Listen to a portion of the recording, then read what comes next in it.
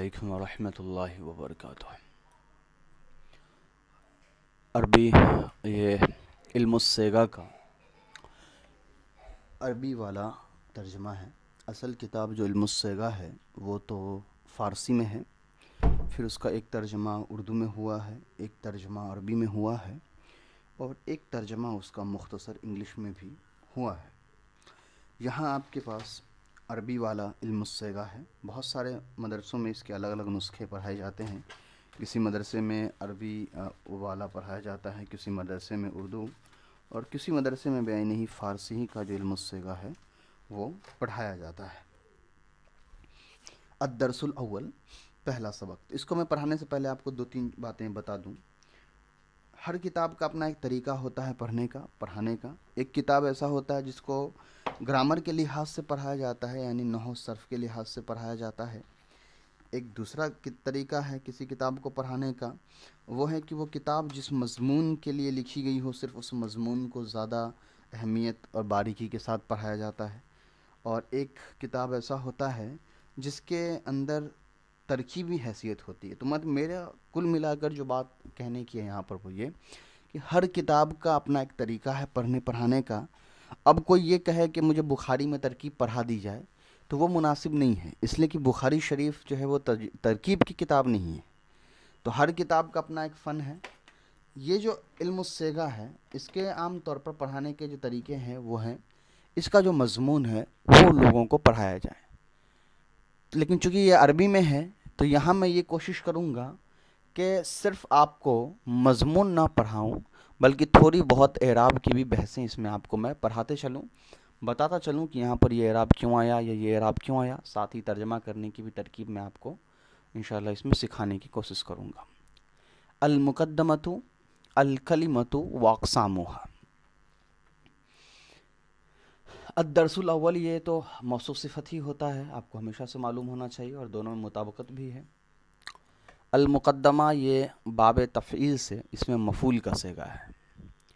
الکلمۃ واقسامها، اقسامہا یا اقسامہا اس لیے نہیں پڑھی گئی ہے کہ آپ کو پتہ ہے اقسامہا زیر پڑھنے کے لیے حرف جر یا مضاف الیہ کا ہونا ضروری تھا اس کے پیچھے، کیونکہ عربی زبان میں زیر آنے کی دو ہی وجہ ہو سکتے ہیں، یا تو مضاف الیہ یا حرف جر۔ اقسام سے پہلے نہ مضاف ہے نہ حرف جر ہے، اس لیے زیر پڑھنے کی کوئی نوبت نہیں ہے۔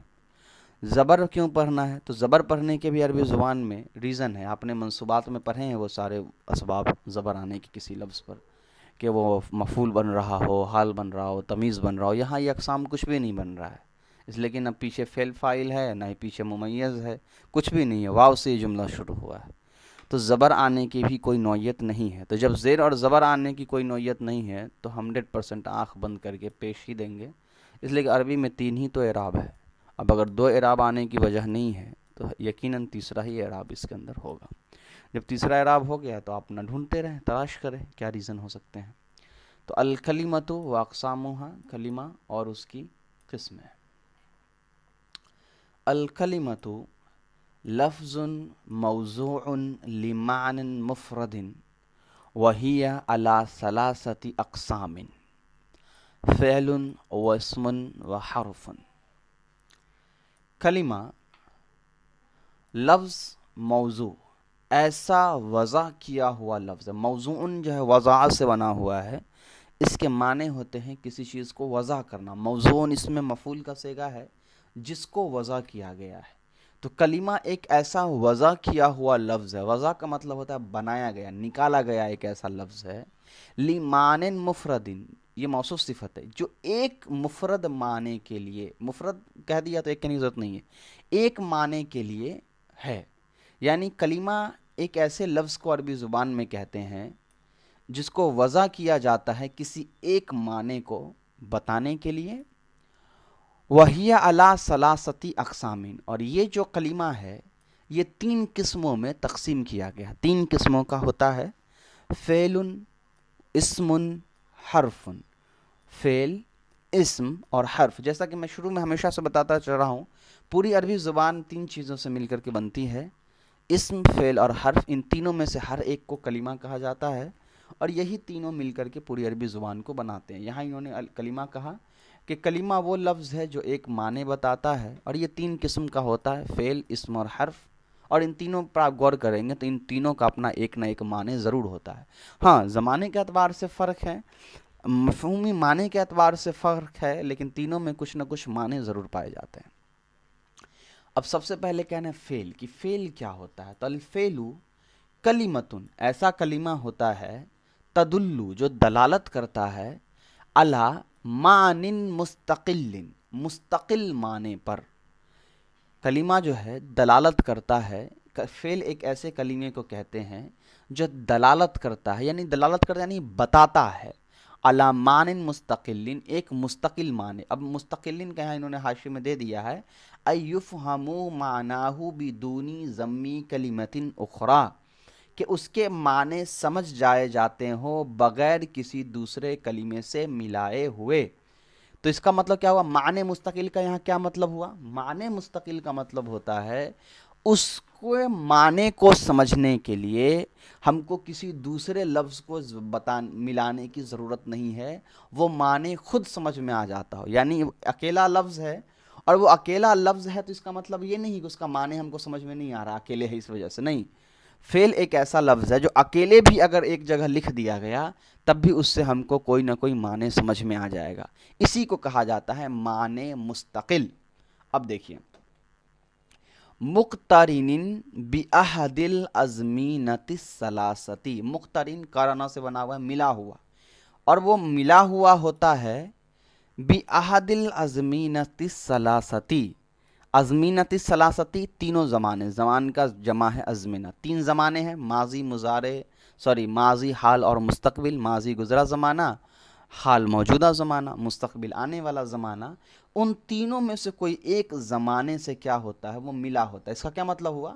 وہ جو ایک اکیلا معنی دے رہا ہوتا ہے تو اس کے معنی سے ہم کو یا تو ماضی کی بات معلوم ہو رہی ہوتی ہے، یا حال کی بات معلوم ہو رہی ہوتی ہے، یا مستقبل کی ہم کو کوئی بات معلوم ہو رہی ہوتی ہے۔ ان تینوں میں سے کوئی ایک معنی اس کے ترجمے میں ہم کو ضرور سمجھ میں آتا ہے۔ جیسے ضربہ، تو ضربہ سے ہم کو یہ سمجھ میں آیا کہ ماضی میں کسی نے مارا ہے۔ یضربو سے ہم کو یہ سمجھ میں آیا کہ حال میں کسی نے مارا ہے۔ تو فعل کی بات ہو گئی۔ اب دیکھیے اسم، الاسم کلمۃ تدل علی معنی مستقل، یہ یہاں تک سیم ہے۔ کلمہ ایسا کلمہ جو دلالت کرتا ایک مستقل معنی پہ، فعل جیسا ہی، اس میں بس فرق یہ ہے کہ غیر مقترن بأحد الازمینۃ الثلاثۃ، مگر تینوں زمانے میں سے کوئی ایک زمانہ بھی اس کے اندر نہیں ملا ہوتا ہے۔ جیسے زید بکر، تو نہ زید بولنے سے ہم کو یہ سمجھ میں آیا کہ زید ماضی میں تھا یا ابھی ہے یا آگے چل کے بنے گا، اور بکرن کسی نے بول دیا تو ہم کو اس سے بھی یہ بات سمجھ میں نہیں آئی کہ بکر ماضی کے اندر تھا، یا حال میں بکر نام پڑ گیا، یا مضارع میں مستقبل میں بکر نام ہوگا، یہ بھی سمجھ میں نہیں آیا۔ تو جو سب سے بڑا فرق اسم اور فعل کے اندر ہے وہ یہ کہ فعل کے اندر معنی کے ساتھ زمانہ ہوتا ہے، اسم کے اندر معنی ہوتا ہے، زمانہ نہیں ہوتا ہے۔ اب آ جائیے حرف کے اوپر۔ الحرف کلمۃ تدل علی معنی غیر مستقل، اور حرف سب سے الگ ہے، یہ ایسا کلمہ ہوتا ہے جو ایک غیر مستقل معنی پر دلالت کرتا ہے۔ غیر مستقل معنی کا مطلب ہو گیا جس کے اپنے کوئی معنی ہوتے ہی نہیں ہیں۔ یعنی اسم کو اگر اکیلے لکھ دیا جائے تو ایک مطلب سمجھ میں آئے گا اس سے کچھ نہ کچھ، جیسے زید کو اکیلے ہم لکھ دیں تو اس سے ایک بات تو سمجھ میں آئی نا کہ زید کوئی لڑکا کا نام ہے۔ ضربہ اگر اکیلے لکھ دیا جائے تو اس سے ایک بات سمجھ میں آئی کہ ہاں ضربہ مطلب مارنا ہوا، ایک آدمی نے مارا ہے۔ لیکن حرف ایک ایسا لفظ ہے کہ اس کو اگر اکیلے لکھ دیا جائے تو اس سے کوئی بات سمجھ میں آ ہی نہیں، اس کا جو ہے اپنا کوئی بات سمجھ میں ہی نہیں آئے گا۔ اس کی بات کب سمجھ میں آئے گی؟ جب ہم کسی کے ساتھ جوڑیں گے، اس لیے کہ جب اس کو مستقل معنی بنانے کے لیے کسی کے ساتھ جوڑنا ہوگا، کیونکہ وہ خود کیا ہے؟ غیر مستقل ہے، یعنی وہ خود اکیلے کوئی معنی نہیں دیتا ہے۔ تو اب سوال ہوگا کہ اکیلے معنی نہیں دیتا ہے تو اس کے معنی کو جانا کیسے جائے گا؟ تو سمپل ہے، اس کو ملا دیجئے. یہاں بھی وہی بات لکھی ہوئی ہے اور سیم یہی بات یہاں بھی لکھی ہوئی ہے. وَلَا يُفْهَمُ مَعْنَاهُ، کہ نہیں سمجھی جاتی ہے اس کے کوئی معنی، بدون ضم کلمۃ اخری، بغیر کسی دوسرے کلمے کو اس میں ملائے ہوئے. تو حرف ایک ایسا کلمہ ہے عربی زبان میں جس کے معنی سمجھنے کے لیے ہم کو کسی دوسرے لفظ کے ساتھ اس کا ملانا ضروری ہوتا ہے. جیسے من، الا، ان. تو یہ اکیلے کوئی صحیح معنی نہیں دیں گے سمجھدار والے معنی جب تک ان کو ہم کسی اسم فعل سے جوڑ نہ دیں. اب یہاں تک کی پوری بات میں آپ یہ سمجھے کہ عربی زبان میں 3 طرح کے کلمے ہوتے ہیں جس سے مل کر پوری عربی زبان بنتی ہے. ایک کلمے کو کہتے ہیں اسم، ایک کلمے کو کہتے ہیں فعل، اور ایک کلمے کو کہتے ہیں حرف.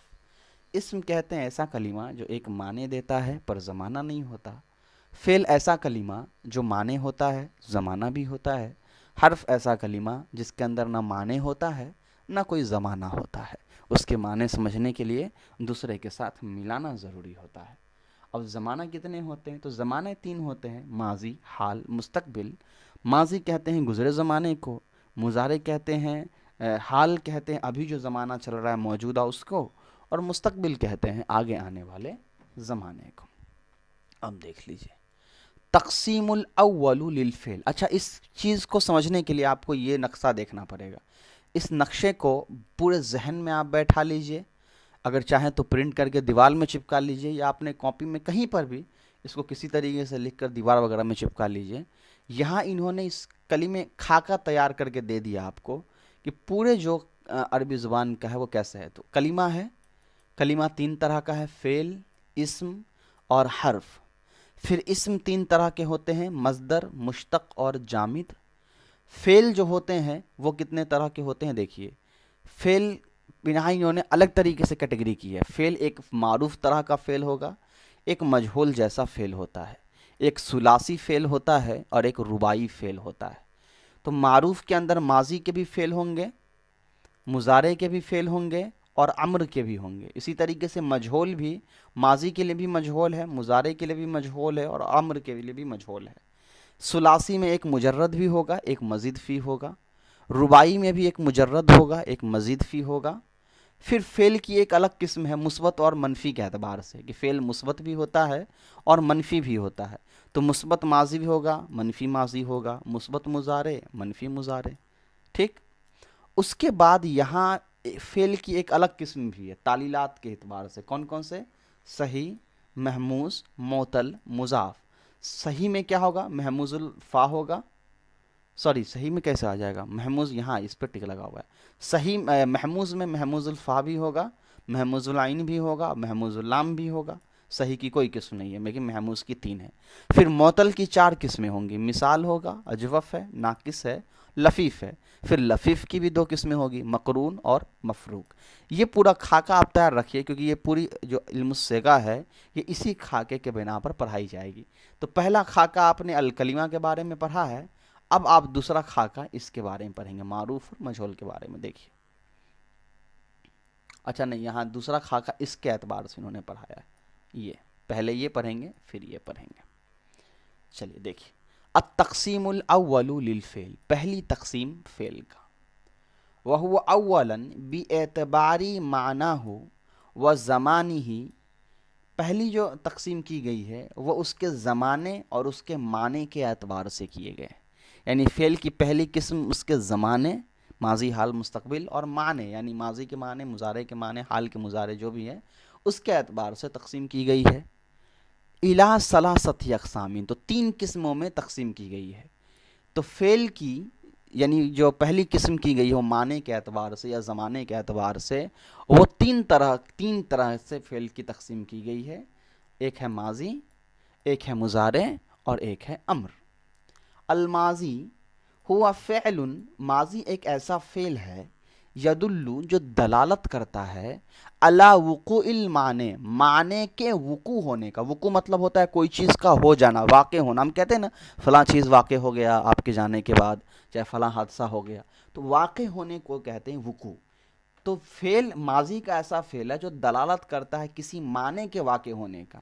یعنی ماضی ایسا فعل ہے جو کسی ایسے واقعات کو بتاتا ہے، ایسی واقعات کے بتانے پر دلالت کرے، یعنی واقعات کو بتانے والا ہوتا ہے فی زمانی سابق، جو گزرے زمانے میں ہوا ہے۔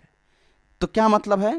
ماضی ایک ایسا فعل ہے جو گزرے زمانے میں ہونے والے معنی کو یا واقعے کو بتانے پر دلالت کرتا ہے۔ جیسے فعلا، اس ایک مرد نے کیا، تو گزرے زمانے میں کسی نے کوئی کام کیا ہے، اس کو بتانے کے لیے یہاں پر ماضی کا فعل استعمال ہوا ہے۔ اب مضارع دیکھ لیجئے، یہاں تک تو سیم ہی رہے گا، ہوا فعل یدل علی وقوع المعنی، دونوں سیم ہے، ایک جگہ ترجمہ آپ نے سیٹ کر لیا، دوسری جگہ آپ خود کر لیں گے۔ تو مضارع ایک ایسا فعل ہے جو دلالت کرتا ہے کسی معنی کے وقوع ہونے پہ، واقع ہونے پہ، ہو جانے پہ، کب؟ فی الزمن الحاضر، موجودہ زمانے میں، او المستقبل، یا پھر مستقبل کے زمانے میں، یعنی آگے آنے والے زمانے میں۔ تو مضارع میں فرق کیا ہے ماضی سے؟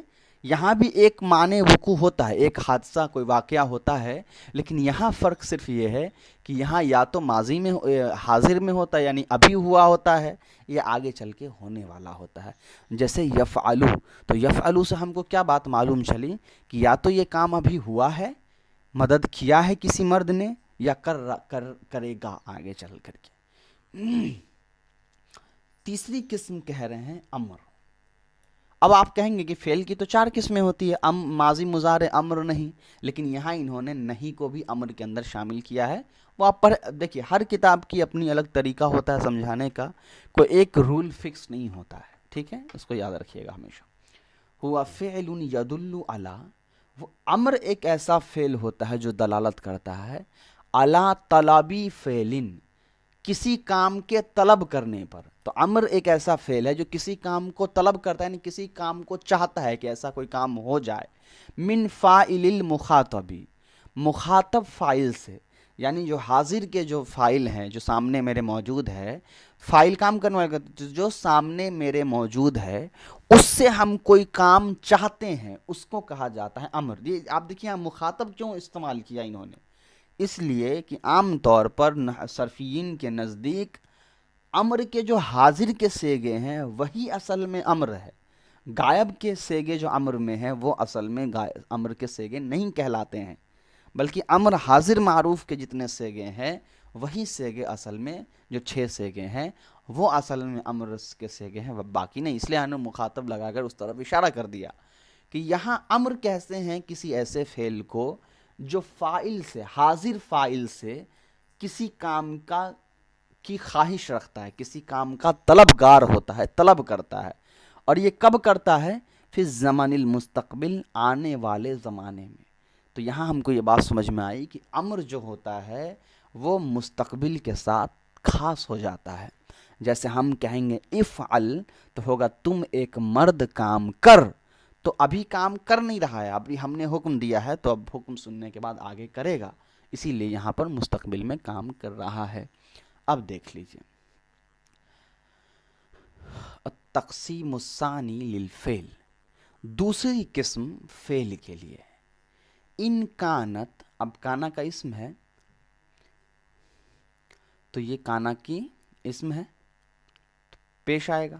ان کانت نسبت الفعلی، نسبت مؤنث ہے اس لیے کانا بھی مؤنث آئی۔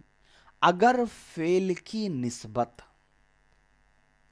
فی الماضی، ماضی میں ہوئی، اول مضارع، یا مضارع میں ہوئی، الی فاعلن، کسی فاعل کی طرف، تو فعل کی، چاہے وہ فعل ماضی کا ہو یا مضارع کا ہو، اگر کسی فاعل کی طرف نسبت کی ہے، مطلب کسی کام کو کسی کام کرنے والے سے جوڑ دیا گیا، چاہے وہ ماضی میں جوڑ رہا ہو یا مضارع میں، تو یکون معروفاً، تو ایسا فعل جو ہوتا ہے وہ کیا کہلاتا ہے؟ معروف۔ اس کو آسان انداز میں ہم کیسے کہہ سکتے ہیں؟ ایسا فعل جس کا فاعل موجود ہوتا ہے اس کو ہم کہتے ہیں معروف۔ جیسے ضربا، اس ایک مرد نے کیا، تو یہاں کام کرنے والا ایک مرد ہے جس کی طرف مارنے کی نسبت جو ہے کر دی گئی ہے کہ ماضی میں ایک مرد نے مارا ہے۔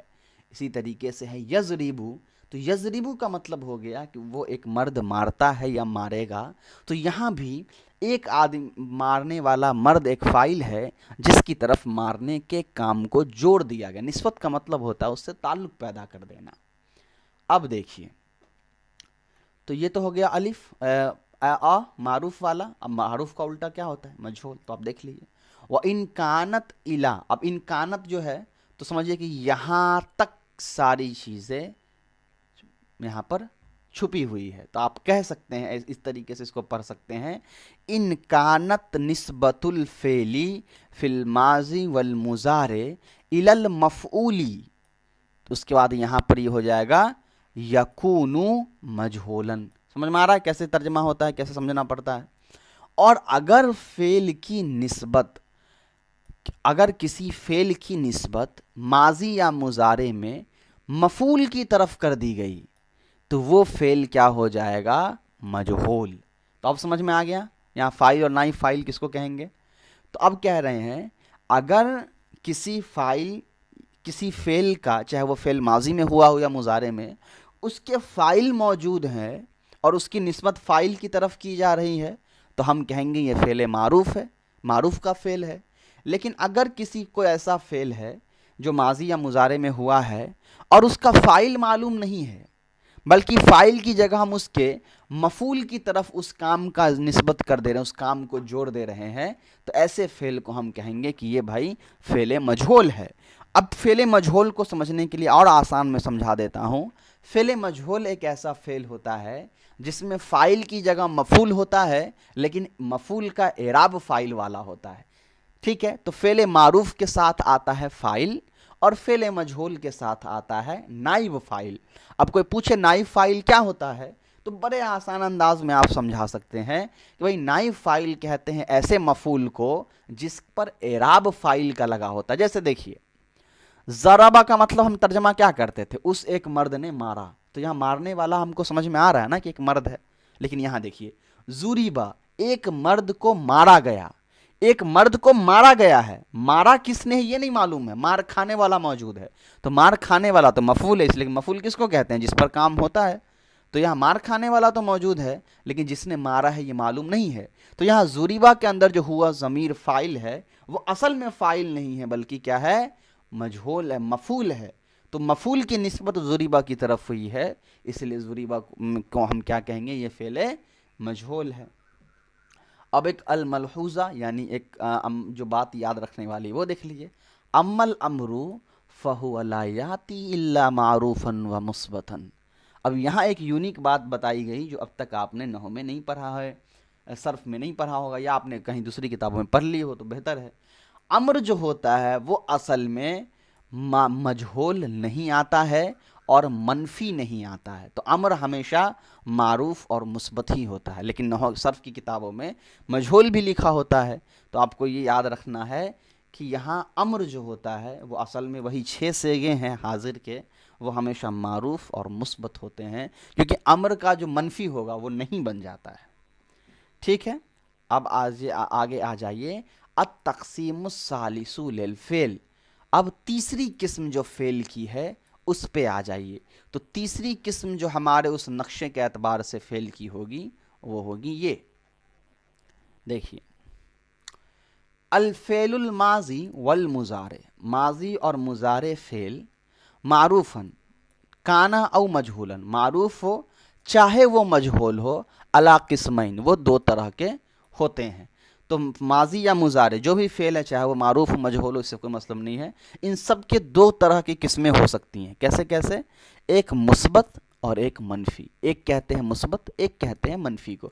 مثبت میں کسی کام کو ہونا بتایا جاتا ہے اور منفی فعل میں کسی کام کو نہیں ہونا بتایا جاتا ہے. مثبت ثابت سے بنا ہوا ہے مطلب ہوتا ہے ہونا، منفی نفی سے بنا ہوا ہے مطلب ہوتا ہے نہیں ہونا. اب سوال ہوگا بھائی مثبت کیا ہے؟ تو فالمثبت هو الذی یدل علی ثبوت ووقوع الفعل. وہ ایسا فعل ہوتا ہے جو دلالت کرتا ہے علی ثبوتی، فعل کے ثابت ہونے پر، ووقوع الفعل، اور فعل کے واقع ہونے پر. تو مثبت فعل اس کو کہتے ہیں جو فعل یہ بتاتا ہے کہ کوئی کام ہوا ہے یا کوئی واقعہ ہوا ہے. تو کسی کام کے ہونے کو جو فعل بتائے اس کو ہم کہتے ہیں مثبت. جیسے ضربہ، کسی ایک مرد نے مارا. تو یہاں کیا ہوا؟ مارنے کا ایک کام ہوا ہے. یضربو، وہ مرد مارتا ہے یا مارے گا. یہاں بھی کیا ہوا؟ مضارع میں ایک کام ہوا ہے اس کو بتایا گیا ہے. اور منفی اس کا جسٹ الٹا ہوگا، الذی یدل علی نفع و وقوع الفعل. اور منفی وہ فعل ہوتا ہے جو دلالت کرتا ہے فعل کے نہیں ہونے پر، فعل کے وقوع نہ ہونے پر. جیسے ما ضربہ، اسے ایک مرد نے نہیں مارا، تو یہاں مارنے کا کام وجود میں آیا ہی نہیں، مارا ہی نہیں ہے کسی نے، تو یہاں فعل واقع نہیں ہوا مارنے کا. اب سمجھ گئے. اب یہاں سے آ گیا سوال، الاسئلہ. پہلا سوال کیا ہے؟ عرف الکلمۃ واقسامها مع ذکر الامثلۃ. تعریف بیان کریے کلمہ اور اس کی قسموں کا مثال کے ساتھ. تو یہ آپ بنائیں، میں اسے بنا دے رہا ہوں لیکن کوشش کریے خود بنائیں، بعد میں چیک کریں. تو سوال کیا ہے؟ عرف الکلمۃ واقسامها مع ذکر الامثلۃ، کہ کلمہ اور اس کی قسموں کو بیان کریے ذکر کے ساتھ. تو پہلا ہم کیا کریں گے؟ الکلمۃ ہی علی ثلاثۃ اقسام، اسم و فعل و حرف. اور ذکر تو مثل الفعلی کا ضرب، مثل الاسمی زید، اور مثل الحرفی من الی وغیرہ. کم قسما للفعل من حیث دلالته علی الزمن والمعنی، عرف کل منہا. فعل کتنے قسم کا ہوتا ہے معنی اور زمانے کے اعتبار سے؟ عرف کل منہا، ان سب کی جو ہے وہ تعریف بیان کریے. تو زمانے کے اعتبار سے فعل کتنے قسم کا ہوتا ہے؟ ماضی، مضارع اور امر. سو یہاں کریں گے الفعل الفعل علی ثلاثۃ اقسام بحیث دلالته علی الزمن والمعنی هي الماضی والمضارع والامر. اس کا عرف کل منہا. تو الماضی ہوا فعل یدل علی وقوع فعلی فی الزمن السابق. اور مضارع کے بارے میں ہم کہیں گے ہوا الفعل المضارع ہوا فعل یدل علی وقوع الفعل فی الزمن الحاضر او المستقبل. الامر کو کہیں گے ہی فعل، ہو نہیں، ہی تو نہیں، مؤنث نہیں، مذکر ہے. ہوا فعل یدل علی طلب الفعل علی طلب الفعل من المخاطب، علی طلب الفعل الفاعل، علی طلب دو طریقے سے کہہ سکتے ہیں. اوپر ایک طریقے سے جو آیا ہے کہ علی طلب الفعل من الفاعل المخاطب، یا ڈائریکٹلی مخاطب بھی ہم یوز کر سکتے ہیں. اس کے بعد تیسرا ہے